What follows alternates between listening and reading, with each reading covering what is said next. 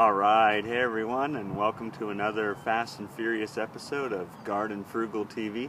I'm your host Clint from gardenfrugal.com. So I'd like to welcome you guys back, and I appreciate you coming. Want to give just a couple of shout outs here.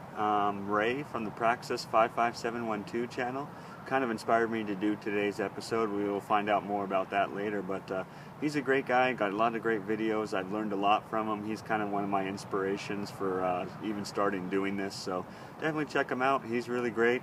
And I'm sure if you're watching my videos, I'm sure you're already a fan of his and watching his, but if there's that one person out there that watches me that doesn't know who Ray is, go on over, check out his channel, and make sure you tell him that Garden Frugal sent you, because I think that would be unbelievable. So anyways, a couple other great guys out there. Hugh from Hugh's Nursery. I've kind of teamed up with him. We've been helping each other out a lot.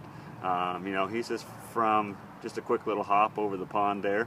And he does a lot of great videos. Great guy, and he's got a contest going right now, so he's giving away a bunch of free stuff. And you know me, I'm all about free and frugal. So nothing is more frugal than getting some free stuff. So check out his contest page, definitely check it out. Tell him that Garden Frugal sent you. And the last one is Luke over at the MI Gardener page. He does a lot of great videos too. I really like his stuff. And I'm just kind of giving him a shout out just to, tell him thanks, keep up the good videos, and, check all three of those guys out. All three of them are great. So anyways, let's dive into today's episode. Ray basically just did 5 tips in 5 minutes. I would love to be able to do 2 tips in 2 minutes, but I know just already with this intro and everything else, I'm probably close to 2 minutes. So I'm going to give you 2 tips as quick as I can, and we'll see how it goes. So both my tips start out here with getting more fruit from your tomatoes. So the best thing you can do to get more fruit or to double your fruit is to get some rock phosphorus. And when you transplant your tomatoes in the dirt, grab a handful of rock phosphorus, dump it in the hole, put your plant in, and you want basically the roots of your plant to come in contact with that rock phosphorus.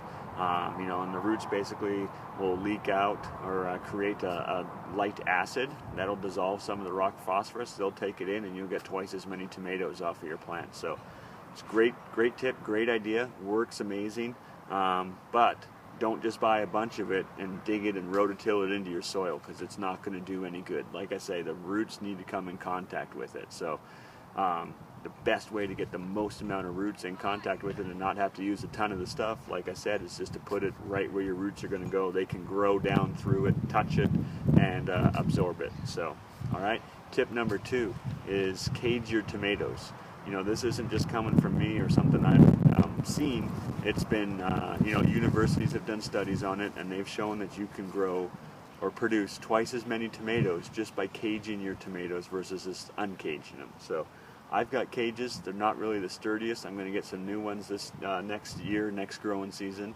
But last year I put 2 cages on top of each other and let them go. This year I got a little lazy and I didn't do that. And basically what I'm finding is these things would be twice as tall right now, but these things are bent all the way down here to the ground. They come out the top of the cage, and the weight of them have bent them down, and they've kinked the stem. The stem is basically kinked over like you just kinked a straw. So I believe if this thing was caged and they were all straight up and able to grow up like that, when the stem wasn't kinked, they'd be able to get a lot more nutrients and stuff intake up into the plant and into the leaf, where they'd probably produce twice as many tomatoes as I'm probably getting right now. So I'll zoom you in a little closer here and show you exactly what I'm talking about. But cage your tomatoes, keep them up, you'll get twice as many tomatoes. Rock phosphorus down in the bottom of the hole before you transplant them, let the roots grow through it, you'll get twice as many tomatoes. So 2 quick, super easy tips, and you'll get 4 times as many tomatoes off of 1 plant. So like I said, I'll bring you in a little closer here, show you what I'm talking about. Alright you guys, this is what I'm talking about right here. So you can see this stem, it's coming up, it's out of the cage, and just the weight of it has bent it over, and it's basically kinked it like a straw. But it's still growing. I mean, you can see this thing's just huge. I'll try to pull it away here so you can see this is all the same stem. It's coming down. I mean, you can see this thing's just loaded up with tomatoes. It keeps coming. It's got more tomatoes on it. So it's still doing a good job. It's still producing. But like I said, I think if this thing was caged upright and prevented it from kinking like that, like a straw, it would be able to get a lot more nutrients and uptake into the plant and probably even do a better job for me. So, I think there's definitely some truth to caging them, and it's probably a good reason to cage them to prevent something like this. So give it a try. All right, you guys. Well, that was it. I appreciate you coming.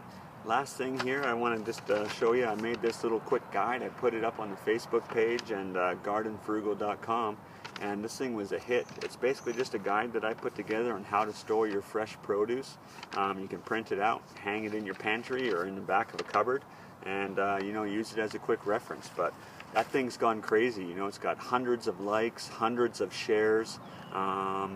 And it's ended up going out and reached like 40,000 people on Facebook just from the Facebook page, which I think is crazy. So if you haven't seen it, check it out, like it, and share it. Most people don't know how to do that, but just click the share it on your page. You can also change the setting and share it on another friend's page. So if you got another friend that's a gardener, click share, send it on over to their Facebook page and let them check it out, and then they can print it out. And like I say, I got a lot of great feedback from it, and it's a great little tip, and it's very helpful. So I appreciate all you guys coming.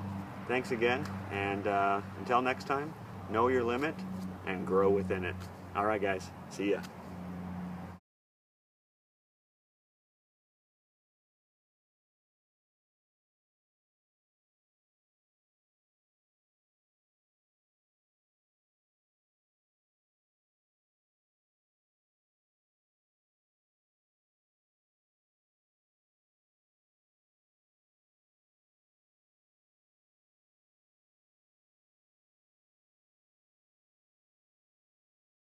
People just from putting it on the Facebook page. People, ooh.